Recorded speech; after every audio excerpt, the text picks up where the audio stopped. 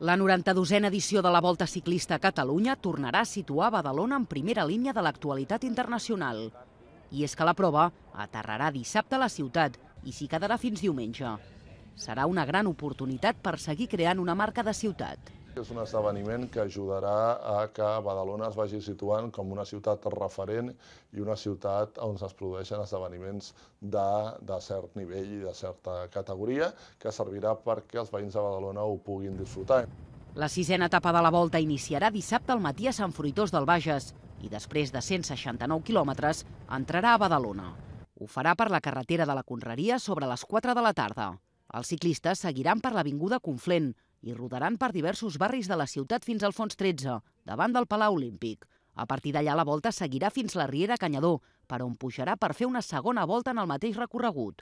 La meta serà davant l'Olímpic de Badalona. Hem fet un traçat que hem intentat que el circuit recorri el màxim nombre de barris de la ciutat i que tots els veïns, independentment d'on visquin, el puguin disfrutar. Diumenge al matí el control de firma s'instal·larà a la plaça Assemblea de Catalunya a partir d'un 11:15. I a les 12 del migdia es donarà el tret de sortida de la 7a i última etapa de la Volta. Els ciclistes pujaran per President Companys i giraran per Bac de Roda. El traçat trepitjarà també diversos barris i sortirà definitivament per la plaça Salvador Dalí, on enfilarà fins a Barcelona, on es posarà el punt final a la Volta Ciclista a Catalunya. Els badalonins esperen amb il·lusió l'arribada de la Volta i consideren que l'esdeveniment servirà per promocionar la ciutat.